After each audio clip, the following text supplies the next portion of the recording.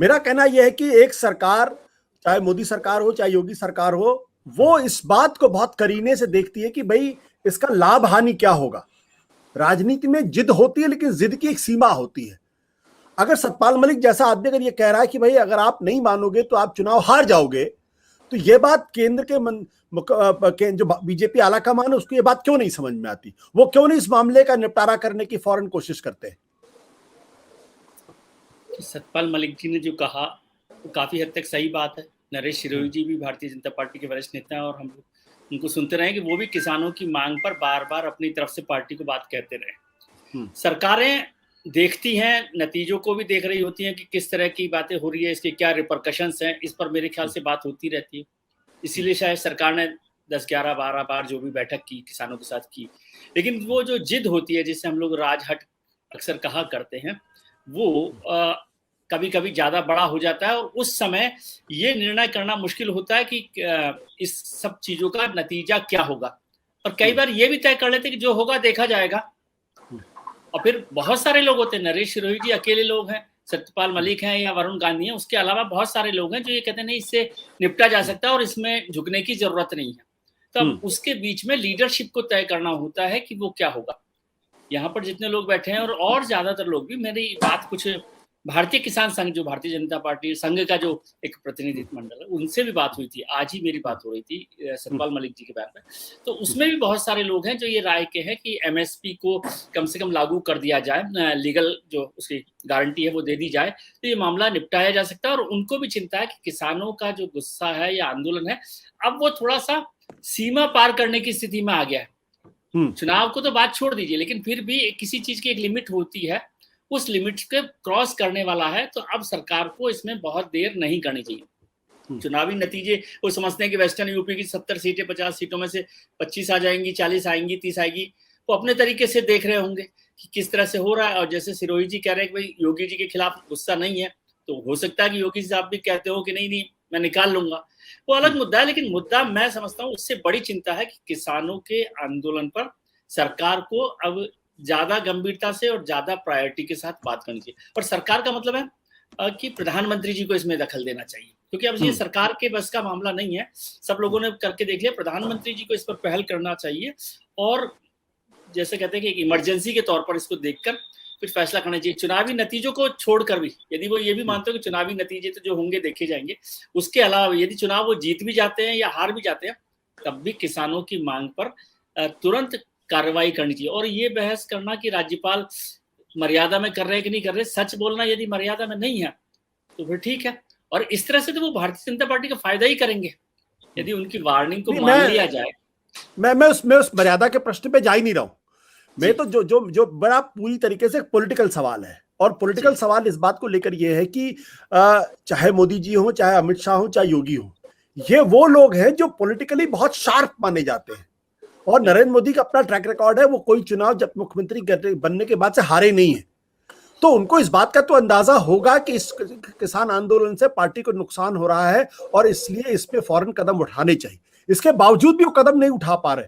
तो आपसे मैं ये जानना चाहता हूं कि उनका अपना कैलकुलेशन क्या है कि वो कदम क्यों नहीं उठा रहे हैं, क्यों नहीं उठाना चाहते? नहीं, ये इस पे तो कोई शक नहीं हो सकता कि उनकी राजनीतिक समझ पर कोई हम लोग शक करें। वो राजनीतिक समझ उनकी बेहतर है और तीनों ही लोगों की, और तीनों लोग बेहतर तरीके से राजनीतिक फैसले करते हैं अपनी समझ से।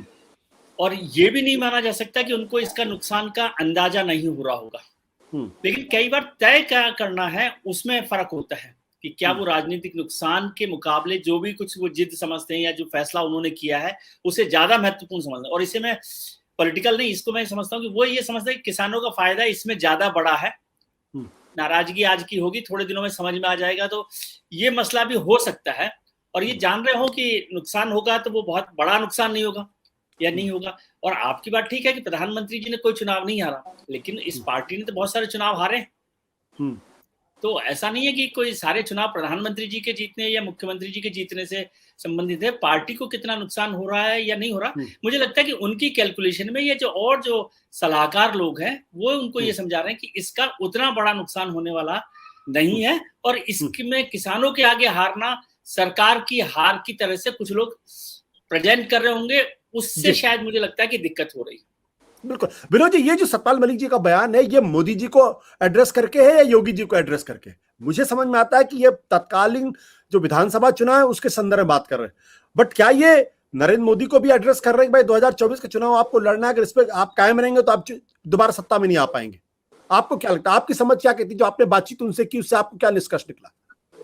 नहीं, देखिए आशुतोष जी, पहली बात तो ये है कि जब सतपाल मलिक जी बात कर रहे हैं किसान आंदोलन की, तो किसान आंदोलन किसके खिलाफ हो रहा है? केंद्र सरकार के फैसलों के खिलाफ हो रहा है ना। जो 3 कानून तो केंद्र सरकार ने बनाए हैं, तो केंद्र सरकार के फैसलों के विरुद्ध ही किसान आंदोलन है। एमएसपी जो है वो केंद्र सरकार का विषय है, वो तो किसान आंदोलन की मांग प्रमुख वही है। तो सतपाल मलिक जी का सीधे सीधे जो है संबोधन है वो केंद्र सरकार के लिए है। योगी सरकार उसके आफ्टर इफेक्ट्स में आ सकती है, लेकिन वो उनका संबोधन सीधे सीधे, इसमें कोई दुविधा नहीं है, वो केंद्र सरकार के लिए ही है। दूसरी बात जो है, जो एक आपने सवाल विजय जी से किया था, मैं उसका थोड़ा सा जवाब देना चाहूंगा कि आपने कहा था कि इतनी समझ तो नरेंद्र मोदी जी, अमित शाह जी और पार्टी के लोगों में है कि किसान अगर नाराज हो जाएंगे तो नुकसान होगा, राजनीतिक नफा नुकसान का आकलन तो करते ही होंगे। लेकिन निश्चित रूप से राजनीतिक नफा नुकसान का आकलन हर राजनीतिक पार्टी करती है, और मोदी जी और शाह जी जैसे नेता तो अपने हर फैसले के पीछे उसका नफे नुकसान का आकलन करके ही फैसला लेते हैं।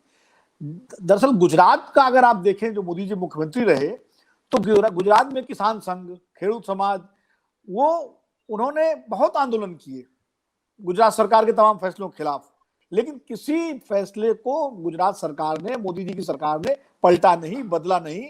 और इसको लेकर के किसान संघ, जो संघ से जुड़ा हुआ संगठन था, उसके तमाम सारे लोग 2007 के विधानसभा चुनाव, मुझे याद है, वो चना चमेरा लेकर के मोदी जी को हराने के लिए, मोदी सरकार को हराने के लिए जुट गए थे। जब केशुभाई पटेल के तमाम सारे समर्थक जो है, उन्होंने अलग पार्टी बनाई थी, वो भी किसानों का मुद्दा था, लेकिन नरेंद्र मोदी की सरकार जो है गुजरात की, वो पीछे नहीं हटी। तो वो उनको एक अनुभव है कि किस तरह से किसानों को से जो कथित, उनके हिसाब से जो तथाकथित किसान संगठन है, बिना उनके सामने झुके, उनको लगता है कि हम आम किसानों का जो फायदा करते हैं, जो विजय जी कह रहे थे, उससे हमारा राजनीतिक नुकसान नहीं होगा।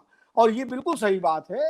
ये जो 3 कृषि कानून है, ये उनके आर्थिक सुधार के एजेंडे में है, कृषि सुधार के एजेंडे में। और कृषि सुधार के एजेंडे को वो मानते हैं कि दूरगामी दृष्टि से ये देश भर के किसानों के फायदे में है। इसलिए ये जो आंदोलन है, ये सीमित किसानों का है, या सीमित वर्ग का है, या सीमित संगठनों का है। इसका बहुत असर जो है राष्ट्रव्यापी नहीं है, इसका असर 2-3 राज्यों के कुछ सीटों पर है। तो इसको हम झेल जाएंगे और हम बड़े व्यापक स्तर पर राजनीतिक लाभ हमको बाकी जगह मिलेगा, ये एक उनका आकलन हो सकता है। सिरोही जी बेहतर समझते होंगे। और इसीलिए लगभग 10-11 महीने से किसान बैठे हुए हैं, तमाम घटनाएं भी हो गई, तमाम लोगों की मौत भी हो गई किसानों के बीच में, ये सिंधु बॉर्डर जैसी शर्मनाक घटना भी हुई। उसके बावजूद केंद्र सरकार और प्रधानमंत्री जी ने उन पर कोई प्रतिक्रिया नहीं दी, और ना ही अभी तक, ये जरूर कह दिया था कि एक फोन कॉल की दूरी पर है किसान, लेकिन वो फोन कॉल अभी तक गया नहीं किसानों के पास। तो कहीं ना कहीं उनका आकलन ये है कि इस आंदोलन से उनका कोई राजनीतिक नुकसान होने वाला नहीं है। भले ही किसान नेता ये कहें कि पश्चिम बंगाल में हमने अपील की और बीजेपी हार गई, तो पश्चिम बंगाल के चुनाव को दूसरे तरीके से देखते हैं। उसके हार के कारण वो किसान आंदोलन को नहीं मानते।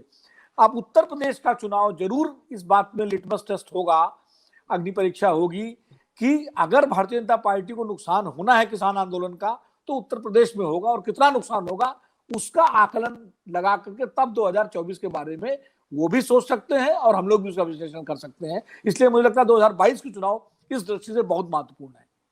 सत्य हिंदी का ऐप डाउनलोड करें गूगल प्ले स्टोर पर।